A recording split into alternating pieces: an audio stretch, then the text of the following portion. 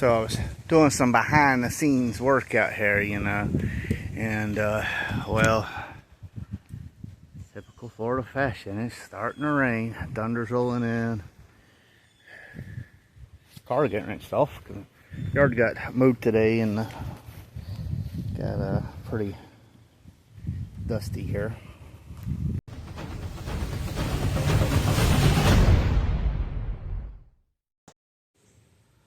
Alright, I wasn't going to film this because I'm just trying to make a little bit of progress, but I got the intake off, got the throttle body off. I have one bolt left on the intake manifold. I want to pull this off so I can get to the wiring harness. Reason I'm working fast and talking fast is because, well, it's thundering and it's fixing to rain. The temperature has dropped probably 10 degrees, which feels really good, but I'm racing the rain as usual. So we are just going to work, and then I'll keep you all updated with the progress. But like I said, the point is I'm going to get this intake manifold off so I can see all this wiring underneath it and see what I can, you know, assess. Can it be repaired, or should I just get new harness? Which new harness would be ideal, but if it's not in the budget, I am pretty good at repairing stuff, like I said, when it comes to wiring. Alright, excuse my fat breathing. I'm trying to hurry up here, and I don't know how well you can hear it. Sun shining, dark over there, and it's already raining. Let's see. And we got a few drops on the windshield. Nothing major. It is starting to rain though, so I'm trying to hurry up and beat it. But I got the wiring harness out. If you don't know, it goes up to the salt and pepper shakers. Probably have to repair some on this side, but the main point is getting this side off. So I'm going to get paper towel down each porthole, get my tools up, and get this closed up, and then I can move on with the wiring harness. Alright, I got paper towel on the ports, and yeah, we're good to go inside and start working on that harness. Alright, so let's see.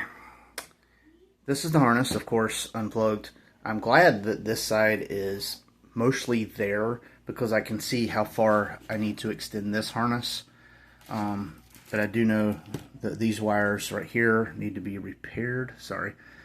I'm in my spare bedroom. I'm trying not to get much of the background, but it is what it is. So there's that, and then that. So all of this needs to be fixed. This side wasn't near as bad. It had a few spots that, of course, was chewed up. But this one doesn't seem to have any place. This one doesn't seem to have. Sorry.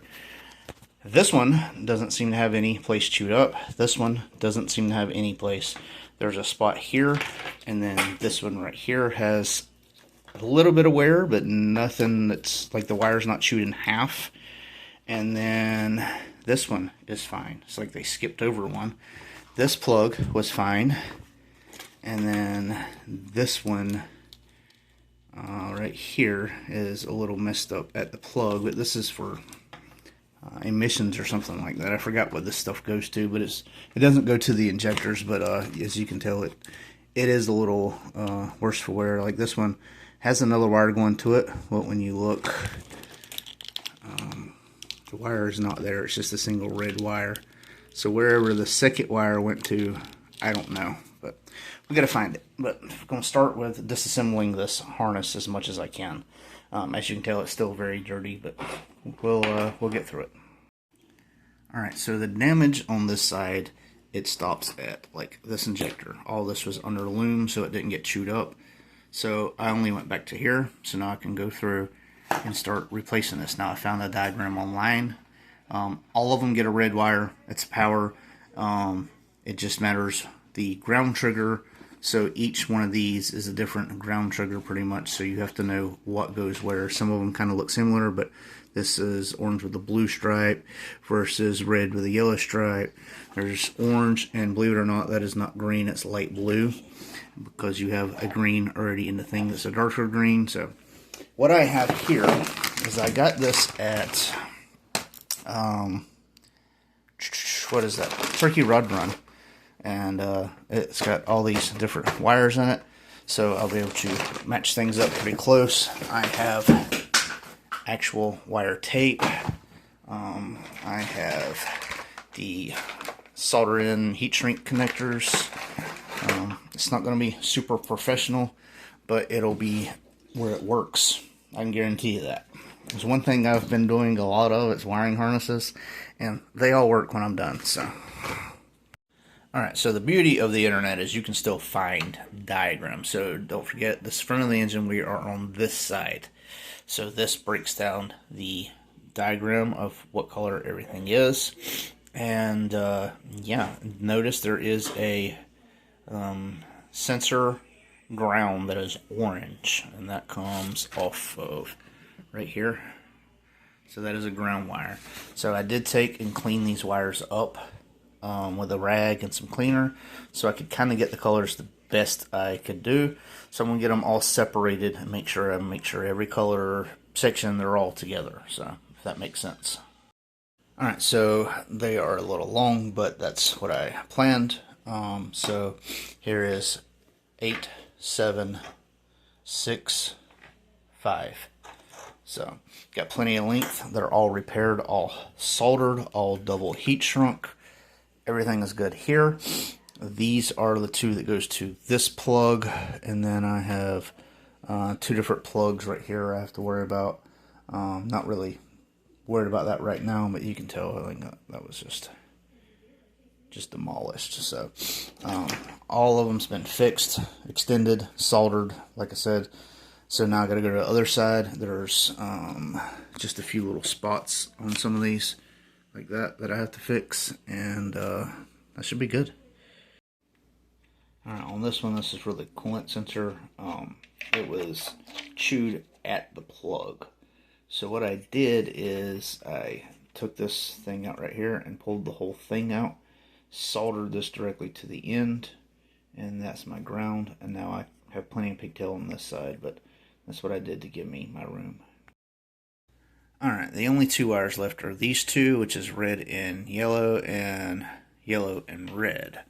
And that goes to 10 and 11. So 10 is the oil pressure sender, which is white and red, and then the 11 is the coolant temperature sender, which is red and white.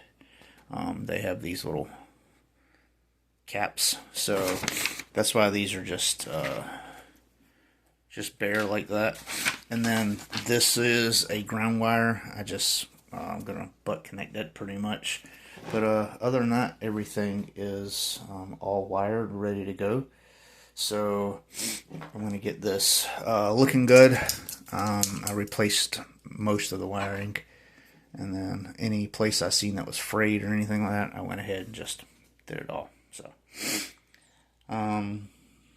yeah, now I can get this cleaned up and loomed up even better, and show y'all in just a couple minutes what I'm working with. Alright, there we go. Still got the ground wire here, and then these 2 ends, of course, but everything is harness taped up. This side is taped up. I was thinking about going back and harness wiring each one of them. I might still do that, but the point is they're all laid out. I've got all my injectors, got all my stuff over here, all my clips are on, everything was saved. So yeah, all in all, pretty successful operation. And now I have a wiring harness that can go back in this car and hopefully run the daggum car. Alright, there it is, all done. You got the driver's side, you got the passenger side over here. This is the back side, so this would go hook on the intake manifold. Everything reaches. I went outside and tested it. And there we are, about a few hours in, maybe 2 hours, and everything is fixed. So alright, I give it another once over, and then I use the shop vac, try to dry up as much water as I can for now. So I'm going to go ahead and get the harness that I rebuilt, get it laid in here, get everything done. Look at that bad boy right there. Oh yeah. Yeah, he's pretty gnarly. But I'm going to get the wiring harness laid out, and we'll take a look at how it's going to lay in there and make sure everything lines up one more time. I did get the ends on it. Let's see, where are they at? Right here. So I got the little ends how they're supposed to be. Everything is tidied up on this harness. Everything's soldered. So I'm going to get it laid in there. Alright, the harness is all ran, plugged in, plenty of room. I'll neaten all that up. This side went in just how it's supposed to. Still got the plug-in for the idle control sensor, and then you have the plug-in there for the TPS, and then I don't remember what the other one's for. I think something emissions related that's no longer on the car. But wiring harness is done. Like I said, I'll get it tidied up, but yeah, I don't like this right here. I gotta get the intake on, but hang on. I'll be right back with you. That's a little bit more of what I had in mind right there, you know. Just bring a little bit of color to the bay. Might be a little too much for now, but you know what? I don't care. So yeah, added a little color to the bay. I'm gonna paint this back black, get some things you know, blended in, make it a little bit less conspicuous. Need to add the plug wires, the distributor, the coil pack, all that stuff, but it's coming along. Everything just sitting there now because my valve cover gaskets grew legs, I guess. I had an extra set for that car, and I don't know where I put them at. I really don't. But there we go. So, point of the story is, you can rebuild your wire loom. You can make it better. You can extend it. You can shorten it. Don't be afraid. There's schematics all online. I mean,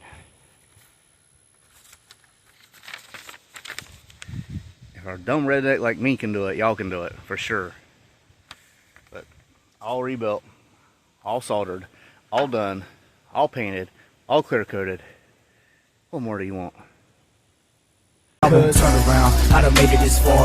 Look back now, that wouldn't be too smart. Shoot for the stars even when it gets hard. Put my faith in the Lord with the 16 bars, I won't turn around. I done made it this far. Look back now, that wouldn't be too smart. Shoot for the stars even when it gets hard. Put my faith in the Lord with the 16 bars, I won't turn around. I